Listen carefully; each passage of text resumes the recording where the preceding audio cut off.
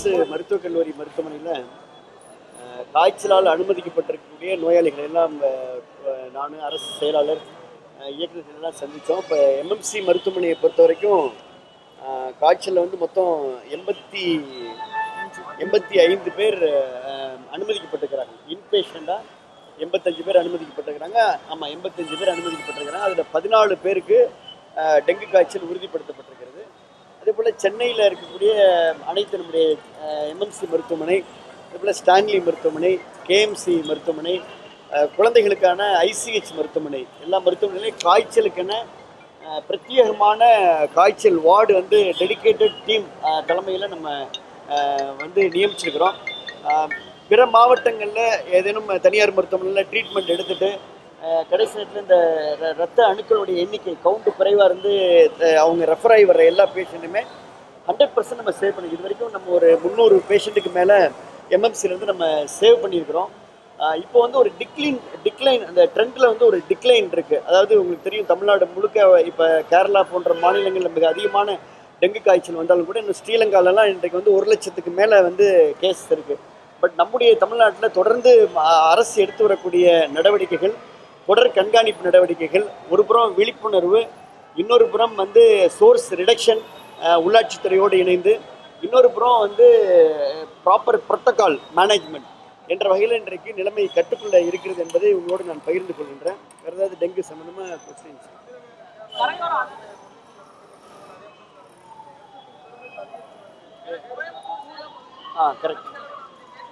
Correct question. Correct sir. இப்போ வந்து தமிழ்நாடு முழுக்கவே வந்து நம்ம தொடர்ந்து அதாவது கண்காணிப்பு குழுக்கள் போட்டிருக்கிறோம். இப்போ ட்ரீட்மெண்ட் வைஸ் வந்து நம்ம ஏற்கனவே வந்து உங்களுக்கு தெரியும் 416 நடமாடும் மருத்துவ குழுக்கள், ஹாஸ்பிட்டல் அண்ட் ஃபீல்ட்ஸு முழுமையாக ஒரு நாளைக்கு 2 அல்லது 3 கேம்ப் வந்து ஒன்லி ஃபீவர் கேம்ப் தான் பண்ணுறாங்க. 416 ஹாஸ்பிட்டல் அண்ட் வீல்ஸு. அதே போல் 780 மெடிக்கல் டீம், அதாவது ஹாஸ்பிட்டல் இது நம்ம ஆர்பிஎஸ்கே டீம், பள்ளி சிறகர்கள் அந்த டீமும் முழுதாக இந்த ஃபீவர் காய்ச்சல் கண்காணிப்பு குழுக்களாக பணியாற்றி கொண்டிருக்கின்றன. அது மட்டுமல்ல, ஒரு 3500 பேர் நம்ம வந்து ஹெல்த் இன்ஸ்பெக்டர் வந்து களப்பணியாற்றிருக்கிறாங்க. கண்காணிப்பு குழுக்கள் போட்டுக்கிறோம். அதாவது இந்த என்டமாலஜிஸ்ட் என்று சொல்லக்கூடிய பூச்சியல் வல்லுநர்கள் 164 பேர் கொண்ட பூச்சியல் வல்லுநர்கள் கொண்ட கண்காணிப்பு குழு போட்டுக்கிறோம். அதனால் இப்போ நானும் உங்களுக்கு கோயம்புத்தூர், திருப்பூர் போன்ற மாவட்டங்களுக்கு நானும் சென்று ஆய்வு நடத்தினேன். பழனி, சிவகங்கை எல்லாம் நான் சென்று வந்தேன். இயக்குனர் வந்து தொடர்ந்து தமிழ்நாடு முழுக்க இப்போ சேலம்லாம் அவங்க போயிட்டு வந்தாங்க, செக்ரட்டரி போயிட்டு இருக்காங்க. இதில் நீங்கள் சொன்ன அந்த கோயம்புத்தூர், சேலத்தில் இன்னும் அந்த தாக்கம் இருந்து கொண்டிருக்கிறது. அது இப்பொழுது அந்த டிக்ளைன் ட்ரெண்ட் ஆரம்பிச்சிருக்குது.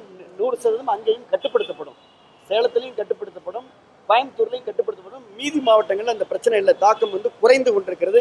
இன்னும் சொல்லப்போனால் நம்ம கன்னியாகுமரி அந்த மாவட்டம், அது வந்து கேரளாவோட பார்டரில் இருக்கக்கூடிய அந்த பகுதியில் கூட அரசு எடுத்த நடவடிக்கையால், மாவட்ட நிர்வாகத்துடைய நடவடிக்கையால் இப்போ அங்கே வந்து கன்னியாகுமரியில் 100% அங்கே வந்து இப்போ காய்ச்சலுடைய தாக்கம் முழுமையாக குறைக்கப்பட்டிருக்கிறது. பக்கத்தில் கேரள மாநிலத்தில் இருந்தாலும் கூட கன்னியாகுமரி மாவட்டத்தில் குறைக்கப்பட்டிருக்கிறது. இப்போ கூட நாங்களுடைய அன்பான வேண்டுகோள் என்னது, on time to the hospital, that is government hospital. இப்போ ஒரு பேஷண்ட்டை இன்ட்ராக்ட் பண்ணுறோம், ஒரு இன்ஜினியரிங் ஸ்டூடெண்ட்டு, அவர் வந்து 2 நாள் செல்ஃப் மெடிக்கேஷன், 2 நாள் வெளியில் அவரே மருந்து வாங்கி சாப்பிட்ருக்காரு. திருப்பி 5 நாள் வெளியில் பக்கத்தில் இருக்கக்கூடிய ப்ரைவேட் கிளினிக்கில் 5 நாளில் வந்து 2-3 மருத்துவரை பார்த்துருக்கிறார். ஃபைனலாக is turning to the higher centre. அதான் நான் உங்கள்கிட்ட அன்போட வேண்டுகோள் வந்து, தயவுசெய்து காய்ச்சல்னு வந்தால் அரசு மருத்துவமனைக்கு வாங்க. அதுதான் நம்ம திருப்பி சொல்லிக்கிட்டு இருக்கிறோம். அதனால் நம்ம வர்றவங்களையும் நம்ம வந்து இப்போ எல்லா இடங்களையும் நீங்கள் நோயாளிகள் எண்ணிக்கை அதிகமாக இருக்குன்னு மேடம் கேட்குறீங்க, நம்ம எல்லாரையும் ஐபியை கன்வெர்ட் பண்ணுறோம். காய்ச்சல்னு வந்தால் ஓபி பேஷண்ட்டை நம்ம ஐபியை கன்வெர்ட் பண்ணுறோம். அப்போ ஐபியை கன்வெர்ட் பண்ணால் தான் எங்களால் 100% மானிட்டர் பண்ண முடியும். நீங்கள் ஒரு நாள் வந்து ஓபியை ட்ரீட் பண்ணிட்டு போயிட்டா திருப்பி கவுண்ட் குறைஞ்சிச்சுன்னா திருப்பி ஒரு ஹாஸ்பிட்டல். அதனால் அவங்களை நம்ம கன்வின்ஸ் பண்ணி ஐபியை கன்வெர்ட் பண்ணுறோம். இன்னொரு விஷயம், தமிழ்நாட்டில் மட்டும்தான் வந்து 90 எலிசா சென்டர்ஸ் இருக்குது. ஸோ நம்ம எல்லா பேஷண்ட்டையும் நம்ம இன்வெஸ்டிகேஷன் பண்ணுறோம். இன்வெஸ்டிகேஷன் பண்ணி ப்ராப்பராக டெங்குனா நாங்கள் டெங்குன்னு ஓப்பனாக சொல்லிடுறோம்.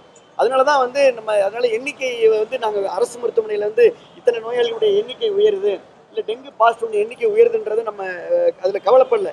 அவரோட இன்டென்ஷன் வந்து அவங்க வந்து பூரணமாக அவங்கள குணப்படுத்தி அனுப்ப வேண்டும் என்பதில் அரசு உறுதியாக இருக்குது. அந்த பணியை நம்ம தொடர்ந்து செஞ்சுக்கிட்டு இருக்கோம். வீட்டை சுற்றி உள்ள இடங்கள்ல பொதுமக்கள் கண்டபடி தேவையில்லாத பாத்திரம் குப்பையில் போடுறாங்க, தண்ணி தேங்கி நிற்கிறது. மாநகராட்சி அதிகாரிகளும் பார்க்குறாங்க, ஊழியர்களும் பார்க்குறாங்க. அதை அவங்க யாரும் கேட்கவும் மாட்டாங்க. இல்லை, இப்போ உள்ளாட்சித்துறை அமைச்சரோடு 2-3 ஆய்வுக்கூட்டம் நடத்தப்பட்டது. கோயம்புத்தூர்லேயும் உள்ளாட்சி ஆய்வுக்கூட்டம் நடத்தப்பட்டது. இது கொஞ்சம் ஒரு எச்சரிக்கையாக, அதாவது நம்ம ஃபஸ்ட்டு வேண்டுகோளாக வச்சோம்.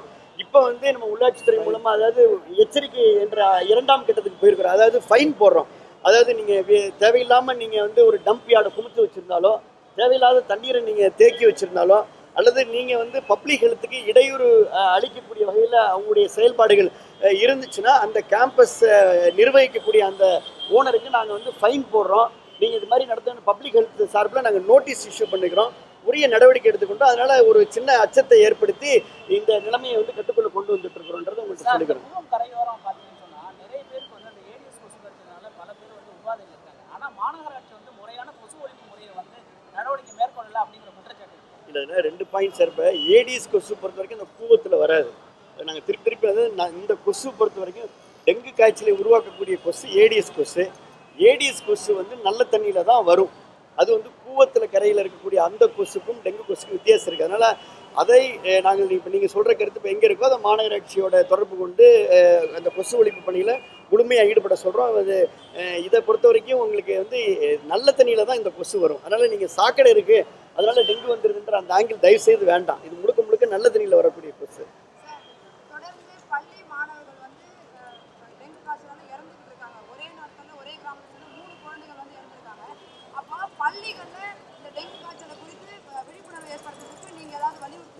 இல்லை மேடம், உங்களுக்கு தெரியும் இப்போ வந்து நாங்கள் ஒவ்வொரு மீட்டிங்லையும் இப்போ ஸ்டேட் லெவலில் மீட்டிங் நடக்கிறப்ப இப்போ கல்வித்துறையினுடைய உயர் அலுவலர் டைரக்டர் முதல் எல்லாரும் மீட்டிங் அட்டன் பண்ணுறாங்க.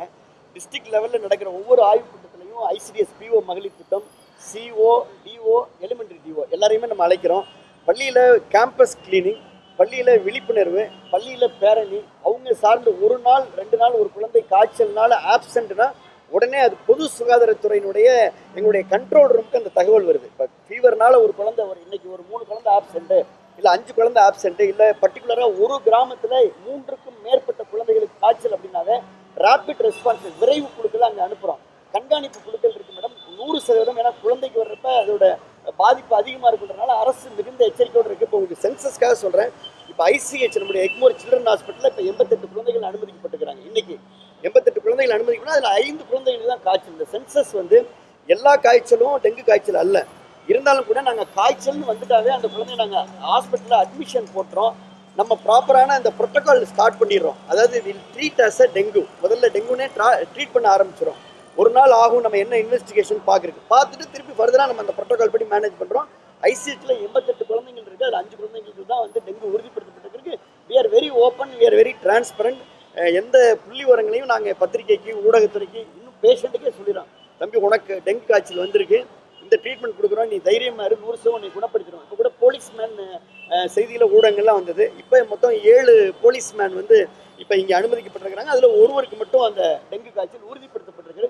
அவரும் இப்போ நல்ல நிலைமையில் இருக்காரு, இம்ப்ரூவ் ஆகிட்டு இருக்காரு, வைட்டல் ஸ்டேபிளாக இருக்குது, நல்ல ட்ரீட்மெண்ட் கொடுத்துட்டு இருக்கிறோம். எல்லாருக்குமே இப்போ நல்ல ஒரு டெடிக்கேட்டட் டீம் வச்சு WHO ப்ரோட்டோகாலை நம்ம கொடுத்துட்டு இருக்கிறோம். எல்லாரும் நலம்போடு இருக்கிறாங்க.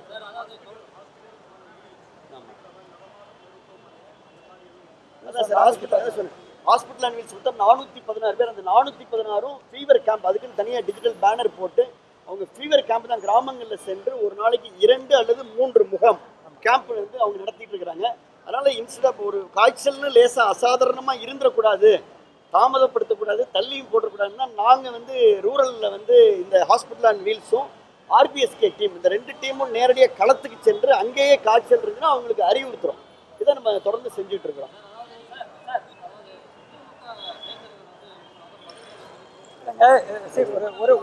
ஒரு செகண்ட் இந்த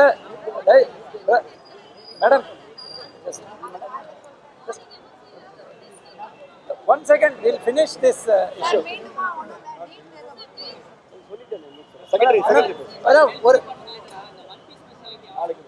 ஒரே ஒரு பிரதர் ஒரே செகண்ட் இந்த சப்ஜெக்ட் இந்த கொஞ்சம் பத்திரிகை துறை நண்பர்கள்ட்ட என்னோட ஒரே ஒரு வேண்டுகோள் என்னன்னா, கொஞ்சம் இந்த இப்போ கேள்வி கேட்டால் கூட இந்த மாதிரி பாதி பிரச்சனைகள் வந்து சம்பு அதே மாதிரி ட்ரம்மு, மூடாத ட்ரம்மு, வீட்டுக்கு பக்கத்துலேயே இருக்கிற தண்ணி தொட்டி, அதே மாதிரி பிட் டேப்ஸ். இப்போ நீங்கள் வந்து சென்னையை பற்றி மட்டும் நம்ம பேசலை, இப்போ சில கிராமங்களில் பிட் டேப்ஸ் அந்த தண்ணி வர்றதுக்காக கீழே தோண்டி வைக்கிறாங்க. அதே மாதிரி இதில் வந்து எங்களுக்கு பொதுமக்களோட ஒத்துழைப்பு மிகவும் தேவை. ஏன்னா ஒரு வீட்டில் சம்பில் இந்த நல்ல தண்ணி மூடாத தண்ணியில் கொசு வளர்ந்தால் அந்த 500 மீட்டருக்குள்ளே மற்றவங்களுக்கு பாதிப்பு வருது. அந்த விழிப்புணர்வுக்கு உங்களோட ஒத்துழைப்பு பொதுமக்கள்கிட்ட நம்ம நாடுறோங்க. அதை தயவுசெய்து சொல்லுங்கள். செகண்ட் ரிக்வஸ்ட், நாங்கள் பொதுமக்கள்கிட்ட என்ன பண்ணுறோன்னா, தயவுசெய்து மருத்துவர்கிட்ட போனோம். நீங்கள் வந்து அந்த 2 நாள் தனியாக ட்ரீட்மெண்ட் எடுத்தோ இல்லையா, ஒரு கிளினிக் இந்த நம்ம ஃபார்மசியில் போய் மருந்து உட்கொள்ள வேண்டாம். என்ன காய்ச்சல், எல்லா காய்ச்சலும் டெங்கு காய்ச்சல் அல்ல. டெங்கு காய்ச்சலையும் 1 விழுக்காடு மக்களுக்கு தான் இந்த காம்ப்ளிகேஷன் ஏற்படுது. இது வந்து நாங்களோ இல்லையா பத்திரிகை துறையோ அவங்க கண்டுபிடிக்காம ஒரு மூத்த மருத்துவர்கிட்ட போனால் தான் அது தெளிவாக தெரியறது. தட் இதில் காம்ப்ளிகேஷன் வரும், இதில் பிளேட்லெட் கம்மியாகலாம், இல்லையா இதில் டெங்கு ஷாக் வரலாம். ஸோ தயவுசெய்து மருத்துவர்கிட்ட போகணுங்கிற வேண்டுகோள் இருக்கும். குறிப்பாக IMA IAP போன்ற அமைப்பு மூலமாக இந்த இண்டிவிஜுவல் டிஸ்பென்சரிஸ்லேயும் அதுக்கு நாங்கள் அறிவுரை பண்ணியிருக்கோம். போலி மருத்துவர்களில் நடவடிக்கை எடுக்க சொல்லி அனைத்து மாவட்டங்களுக்கும் நாங்கள் வந்து இது பண்ணியிருக்கோம். நம்ம ட்ரக் இன்ஸ்பெக்டர் மூலமாக ஓவர் த கவுண்டர் சேலை தடுக்க சொல்லியிருக்கோம். அஃப்கோர்ஸ் நிலவேம்பு வந்து ஒரு ஓவரால் ரெசிஸ்டன்ஸ் இம்ப்ரூவ் பண்ணுறதுக்காக அதையும் நாங்கள் சொல்லியிருக்கோம். தனியார் மருத்துவமனைக்கு இந்த கைட்லைன் கொடுத்தோம். மருந்து கடைகளில் வந்து பிரிஸ்கிரிப்ஷன் இல்லாமல் வந்து மருந்து கொடுக்குறாங்க. அதுக்கு ஏதாவது ஸ்ட்ரிக்டாக சொல்லியிருக்கிறோம், 100% எச்சரிக்கையாக சொல்லியிருக்கிறோம். தமிழ்நாட்டில் இருக்கக்கூடிய மருந்து கடைகளில் வித்தவுட் ப்ரிஸ்கிரிப்ஷன் நீங்கள் கொடுத்தா அது தவறு, வழக்கு பதிவு செய்யப்படும் என்பதை அவங்க அசோசியேட்டை சொல்லிக்கிறோம். பல மருந்து வணிகர்கள் வந்து தாமாகவே முன் வந்து எங்களுடைய இந்த மருந்து கடையில் நாங்கள் கவுண்டர் சேல் பண்ண மாட்டோம்னு அவங்களாவே வந்து போட்டிருக்கிறாங்க. அதையும் மீறி எங்களுக்கு புகார் வந்து அவர்கள் மீது நடவடிக்கை எடுக்க சொல்லி மருந்து கட்டுப்பாட்டு இயக்குநருக்கு அறிவுறுத்தப்பட்டிருக்கிறது. சில வழக்குகளும் பதிவு செய்யப்பட்டிருக்கிறது. அதே போல் போலி மருத்துவர்களும் கைது செய்யப்பட்டிருக்கிறாங்க.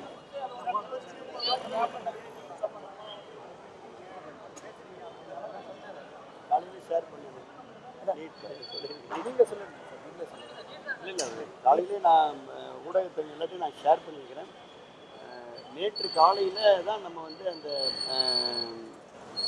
ஸ்டேட் ஆர்டினன்ஸ் ஹோம் மினிஸ்ட்ரியில் வந்து நேற்று காலையில் ஸ்டேட் ஆர்டினன்ஸ் கொடுத்துருக்குறோம். அதாவது வந்து இப்போ நமக்கு ஆகஸ்ட் 31க்குள்ளார நம்ம அட்மிஷனை as per MCA rules, as per supreme court judgement August 31க்குள்ளே நாங்கள் அட்மிஷனை முடிக்கணும். அதனால் மாணவர்களும் பெற்றோர்களும் பதப்பதி போட்டிருக்கிறாங்க. தொடர்ந்து அவர்களுடைய அந்த மனநிலையெல்லாம் கருதி தான், ஏன்னா இப்போ we are not against anybody. CBSE பாடத்திட்டத்தில் படித்த மாணவர்களும் நம்முடைய மாநிலத்தை சார்ந்தவர்களும் அவர்களையும் அரசு கழிவோடு பார்த்து கொண்டிருக்கிறது. ஸ்டேட் போர்ட் பயாலஜி படித்த மாணவர்களும் நம்முடைய மாநில மாணவர்களும் அவர்களையும் நம்ம கனிவோடு பார்த்து கொண்டிருக்கிறோம். இருந்தாலும் நம்ம வந்து ஒரு ஏற்கனவே நம்முடைய அரசுடைய கொள்கை முடிவுப்படி உங்களுக்கு தெரியும், இந்த 85-15 அந்த ஜியோ வந்து உயர்நீதிமன்றத்தில் வந்து உங்களுக்கு ஸ்குவாஷ் ஆயிடுச்சு. அதனால நம்ம மேலும் தாமதப்படுத்தக்கூடாதுன்ற வகையில் தான் கடந்த ஆண்டு ஓராண்டு விதிவிலக்கு பெற்றது போலவே இந்த ஆண்டும் விதிவிலக்கு நீங்கள் கொடுக்கணும் அப்படின்றது நம்ம ஒரு ஸ்டேட் ஆர்டினன்ஸ், ஸ்பெஷல் ஆர்டினன்ஸ், ஒரு அவசர சட்ட முன்மொழிவை நேற்று ஹோம் மினிஸ்ட்ரியில் கொடுத்துருக்குறோம். அதை தொடர்ந்து 11:30 மணிக்கு மாண்புமிகு பாரத பிரதமரை துணை சபாநாயகரும் நானும் சந்தித்து பேசணும், செயலாளர் இருந்தாங்க. அதை தொடர்ந்து மத்திய சட்டத்துறை அமைச்சர், மாலையில் வந்து நம்ம சுகாதாரத்துறை அமைச்சரை சந்திச்சிருக்கிறோம். அதே போல் நம்முடைய மத்திய அமைச்சர் பொன் ராதாகிருஷ்ணன் அவர்களும் எங்களோட கூட இருந்தார், அவரையும் நம்ம சந்தித்து பேசுகிறோம். இந்த அவசர நிலை கருதி இந்த ஆண்டு இந்த ஸ்டேட் ஆர்டினன்ஸில் நீங்கள் உடனடியாக முடிவெடுக்க வேண்டும் என்பதை நம்ம வந்து வலியுறுத்தியிருக்கின்றோம். அதில் சில உங்களுக்கு தெரியும், it is based on the supreme court judgment, supreme court bench judgment. உச்சநீதிமன்ற அமர்வினுடைய தீர்ப்பின் அடிப்படையில் தான் இந்த விஷயம் இருக்குது. அதனால் இதில் வந்து சட்ட நிபுணர்களோடு கலந்து ஆலோசனை செய்து இந்த சட்ட சிக்கல்களை தீர்த்து தான் தமிழ்நாட்டுக்கு மட்டும் எக்ஸம்ஷன் வாங்க முடியும். ஏன்னா இது எல்லா மாநிலத்துக்கும் ஒட்டுமொத்த இந்தியாவுக்குமா கொண்டு வரப்பட்ட சட்டம். ஏதோ திடீரென்று மத்திய அரசு அளவில் மாநில அரசில் கொண்டு வரது சட்டம் 2010 நம்ம இன்ட்ரோடியூஸ் பண்ணி தொடர்ந்து பல்வேறு வழக்குகளை எல்லாம் பலமுறை சந்தித்து உச்சநீதிமன்ற பெஞ்சிலையும் நம்ம வந்து மாண்புமிகு அம்மா இருக்கிறப்போ ஒரு தடவை நம்ம ஃபேவராக தீர்ப்பு வாங்கணும். திருப்பி சங்கல் பண்ணுற ஒரு தொண்டு நிறுவனம் தொடர்ந்த வழக்கில் திருப்பி சூமோட்டோவாக கேஸ் எடுத்து திருப்பி உச்சநீதிமன்ற பெரிய அமர்வில் வந்து நமக்கு நீட் வேணுன்றது சட்டமாக்கப்பட்டிருக்கிறது. அதனால இந்த சட்ட சிக்கல்களை எல்லாம் எப்படி நம்ம ஓவர் கம் பண்ணி தமிழ்நாட்டுக்கு மட்டும் இன்றைக்கு மற்ற மாநிலங்கள்லாம் ஒத்துக்கொண்டார்கள், சில மாநிலங்களில் கவுன்சிலிங்கே நடந்து முடிஞ்சிருச்சு. இப்போ தமிழ்நாட்டுக்கு மட்டும் இப்படி ஓவர் கம் பண்ணுறதுல டெஃபினட்டாக சட்ட சிக்கல் இருக்குன்றது உண்மை. அந்த சட்ட சிக்கல்களை ஓவர் கம் பண்ணி தமிழ்நாட்டுக்கு மட்டும் நம்ம எப்படி விலக்கு பெறுன்றதான் நாங்கள் தொடர்ந்து வலியுறுத்திருக்கின்றோம். நேற்று இறுதியாக கடைசி முயற்சியாக இந்த ஆண்டுக்காவது நீங்கள் செஞ்சு கொடுங்கன்றதை நம்ம வலியுறுத்திருக்கின்றோம். Will hope for the best.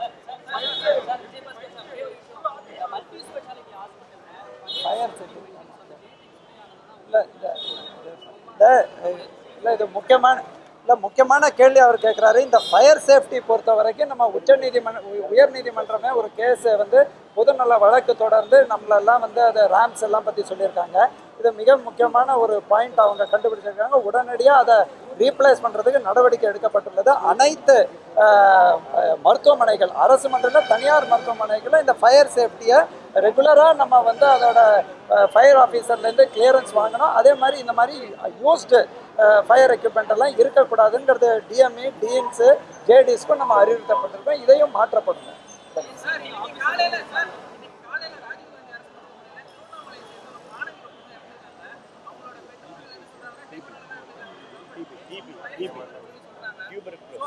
இல்லை இப்போ இதை டிஎன்ஏ சொல்லாங்க. நான் இன்னொன்று ஒரே ஒரு தெளிவாக சொல்கிறேங்க. ஒரு இறப்புங்கிறது வந்து ஒரு மருத்துவமனையில் இருக்கும்போது அதுக்கு ஃபீவர் ஆடிட், இறப்புக்கான காய்ச்சல்னால இறப்புனா காய்ச்சல் ஆடிட் பண்ணுவோம். இப்போ இந்த பர்டிகுலர் கேஸ் வந்து டியூபர் குலோசிஸ்ன்னு இவங்க தெளிவாக சொல்கிறாங்க. அப்படி அண்ட் லங் பேரங்கிறதுனால. ஆனாலும் எந்த ஒரு காய்ச்சல்னால இறப்பு வந்தாலும் நம்ம சில நேரில் நம்ம டெஸ்ட் பண்ணிவிட்டு அதோட ரிசல்ட் இருக்கும். இல்லாத நேர்களில் அந்த கிளினிக்கல் இதைப்படி அவங்க மருத்துவர்கள் டயக்னோஸ் பண்ணி அதற்கும் ஒரு என்ன காசுன்னு கண்டுபிடிப்பாங்க. அதை தெளிவாக நம்ம வந்து பொதுமக்கள்கிட்ட சொல்ல தான் சொல்லியிருக்கோம். டிஎம்இ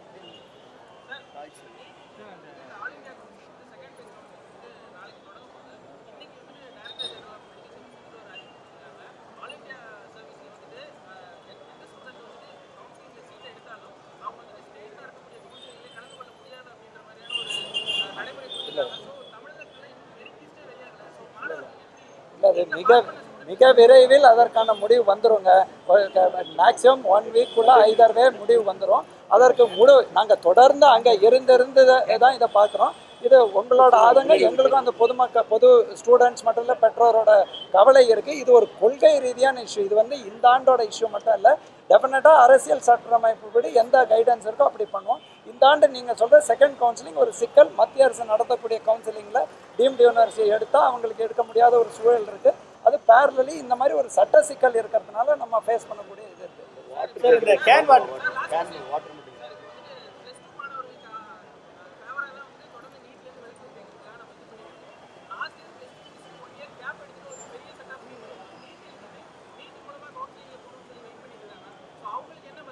இல்லைங்க, இது எப்பவுமே ஒரு முடிவு இருந்தால் ஏதாவது ஒரு பக்கத்தில் பாதிப்பு இருக்கிறது வந்து பாதிப்பு இல்லாத ஒரு முடிவு இருக்காது.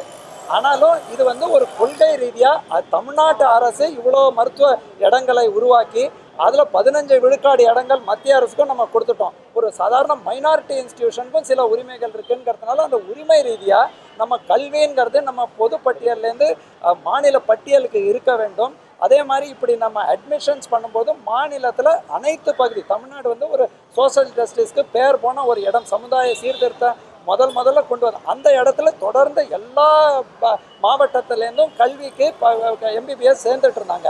இந்த மாதிரி ஒரு நீட் போன்றவை வரும்போது கொள்கை ரீதியாக ஏன் இந்த எதிர்ப்பு வருதுன்னா, ஒரு என்ட்ரன்ஸ் எக்ஸாம் ஒழிப்பதற்கான முடிவு ஒரு கொள்கை ரீதியான முடிவு எடுக்கப்பட்டது.